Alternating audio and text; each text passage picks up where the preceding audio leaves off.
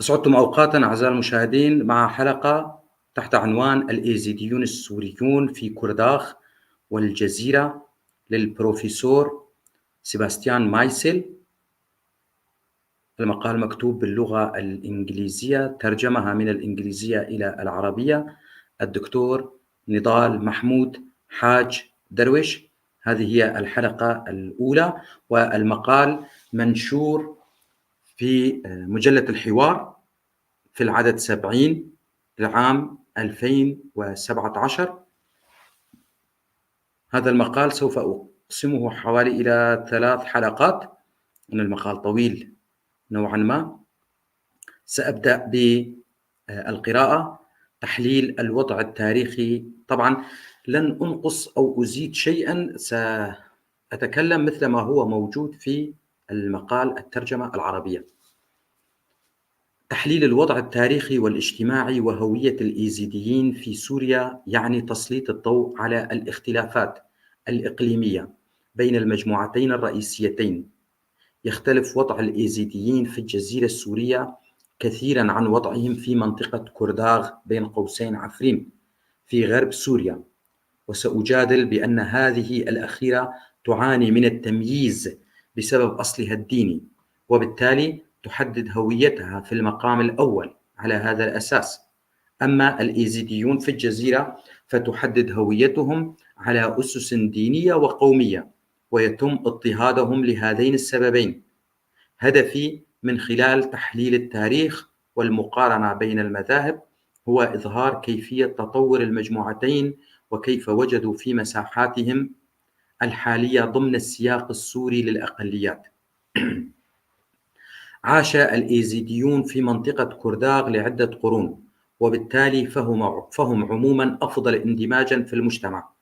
المسافة البعيدة بين كرداغ والمراكز الدينية في شمال العراق أدى إلى تطور فريد في عاداتهم وتقاليدهم، ولكن الوضع بالنسبة للإيزيديين في الجزيرة فهو مختلف.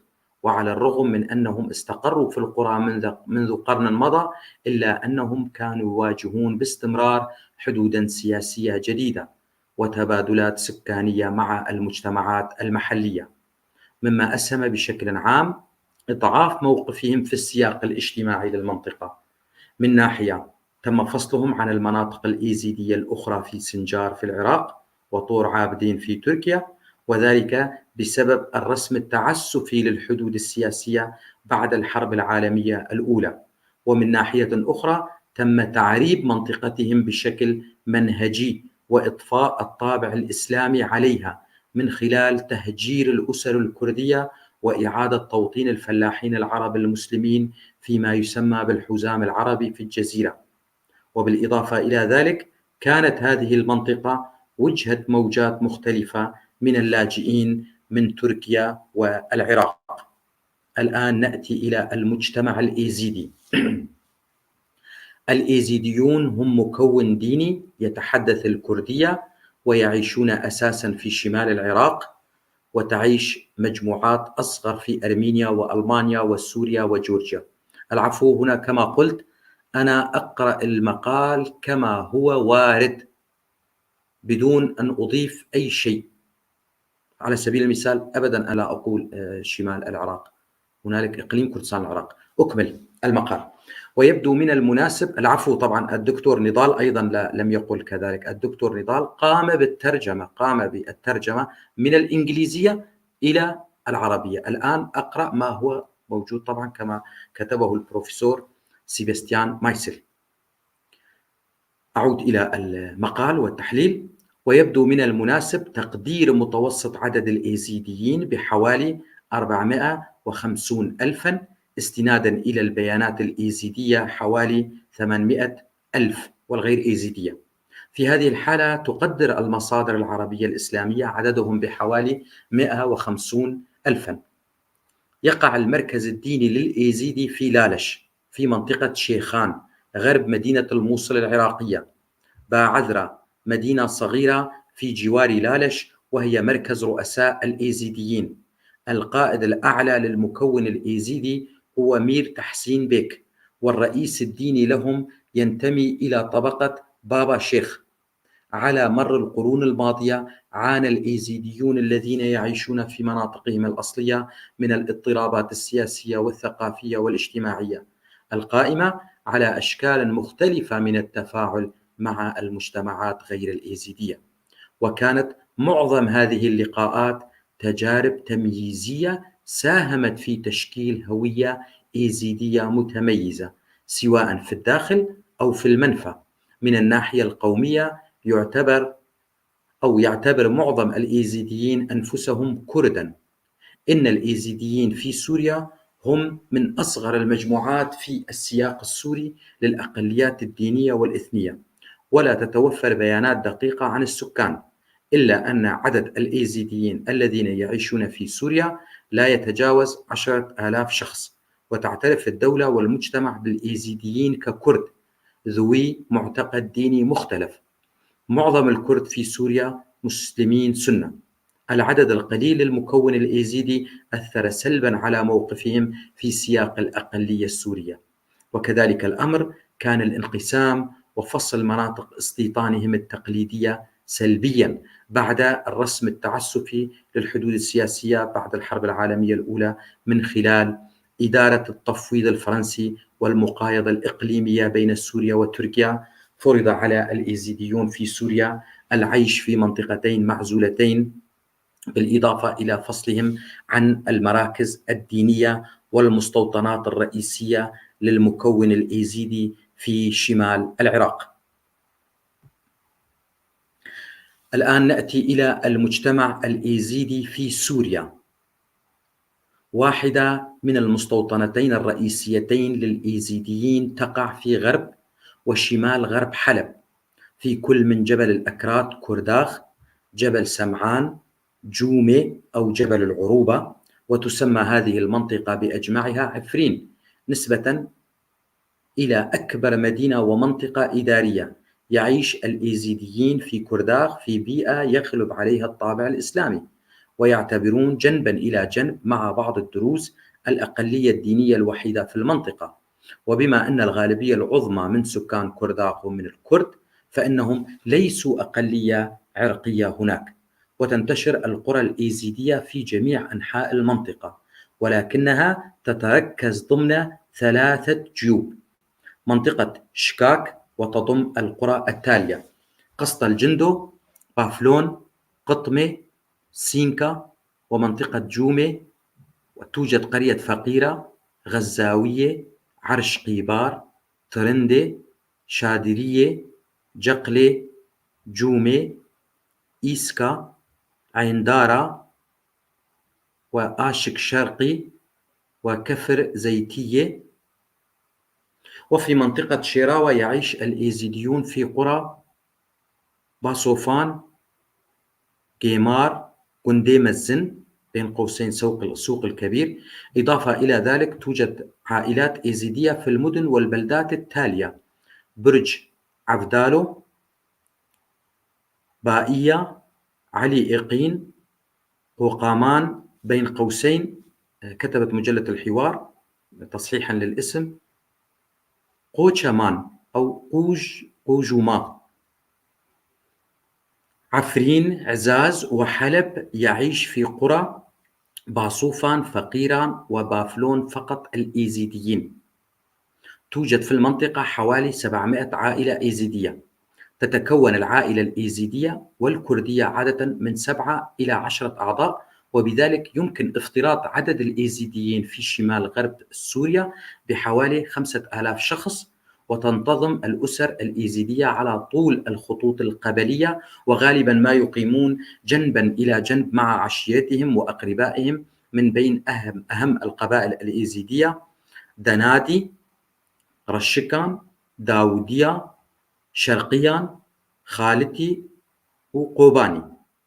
ومع ذلك تجدر الإشارة إلى أن فكرة القبيلة والتماسك القبلي بين الإيزيديين في منطقة كرداخ أقل من تلك التي بين الإيزيديين في الجزيرة. الجزيرة هي المنطقة الثانية الرئيسية التي يعيش فيها الإيزيديون في سوريا، حول المركزين الإداريين الرئيسيين حسكة والقامشلي. يتم فصل المجتمعات الإيزيدية في 3 جيوب صغيرة تتكون من عدة قرى: أولا في وادي الجراح شمال شرق القامشلي حول مدينة القحطانية بين قوسين، وهي المعروفة سابقا بقبور البيض أو تربسبية، وتضم قرى آل رش وقتلجة، تل هانون، مزقفت، تل خاتونج، ودريجيك، ومن ثم المنطقة بين عامودة والحسكة، والتي تضم القرى التالية: خربة خضر، تل طويل، سليماني، طولكو، زيدية، برزان، جدالة، جدية، تل طير، كومر غربي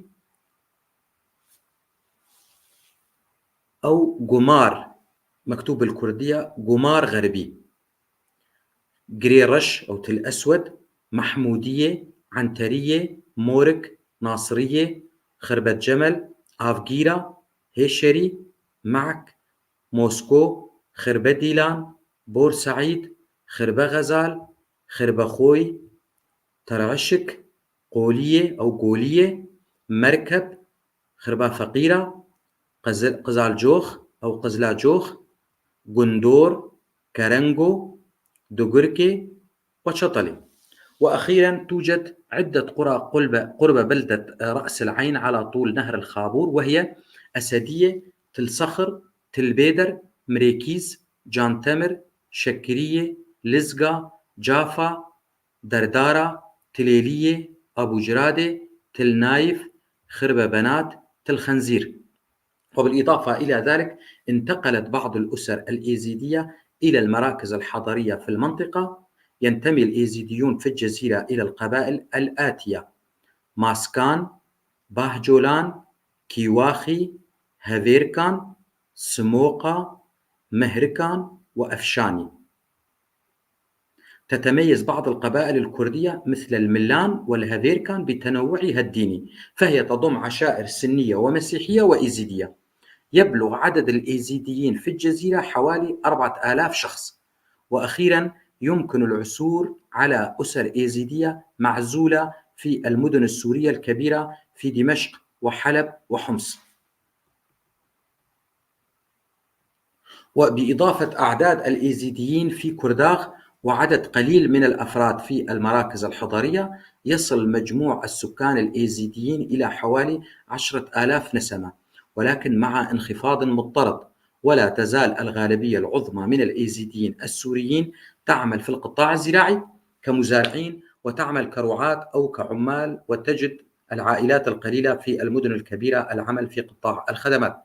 غير أن هذه الأسر لها وضع مختلف عن بقية المجتمع، لأنها غالبا ما فقدت الارتباط بمنطقتها الأصلية، وفي حالات قليلة جدا تمكنوا من دخول مؤسسات علمانية عامة مثل الجيش أو الجامعات. على مر التاريخ لم تكن هناك أي اتصالات رسمية تقريبا بين المجتمعات الإيزيدية السورية في الجزيرة وعفرين، ولكن استمرت العلاقات غير الرسمية والدينية. ومع ذلك فإنها لم تصل أبدا إلى مستوى العلاقة الزوجية، ويعود سبب ذلك إلى أن العديد من الإيزيديين المحافظين والتقليديين من الجزيرة يعتبرون إخوتهم في الإيمان كمحرفين لم يعدوا ملتزمين بالمذهب الإيزيدي، واتهموهم بالاندماج في البيئة الإسلامية، غير أنه لا يمكن تأييد هذا الادعاء بقوة. ولكن في الحقيقة أن الإيزيديين في عفرين هم في وضع أفضل اقتصاديا، وقد وجدوا مكانا في التسلسل الاجتماعي للمجتمع ككل. وبسبب استقرارهم في القرى الكبيرة سادت العلاقات المتوازنة بين الإيزيديين والكرد المسلمين، فكلتا المجموعتان تعيشان معا في ظروف مستقرة لقرون عديدة، الأمر الذي خلق حالة من التسامح المتبادل. عادة لم يتدخلوا في شؤون بعضهم البعض، وفي بعض القضايا الاقتصادية والسياسية التي تتصل في معظمها بمشاكل مع السلطات فإنها تتعاون حتى فيما بينها في المناسبات. أما فيما يتعلق باحتفالاتهم الدينية فقد أصبح المجتمع معروفا بعدم الالتزام بالعقيدة الإيزيدية المشتركة التي تنطوي على الزواج الداخلي في إطار طبقة واحدة. وتتأثر الحياة الدينية في عفرين كذلك الأمر بوجود عدد قليل من رجال الدين القادرين على أداء الطقوس الدينية أو تثقيف المجتمع الإيزيدي. إلى هنا أكتفي بهذه الحلقة، بالتأكيد سوف نكمل في الحلقة القادمة. شكرا لكم، نلقاكم في الحلقة القادمة، إلى اللقاء.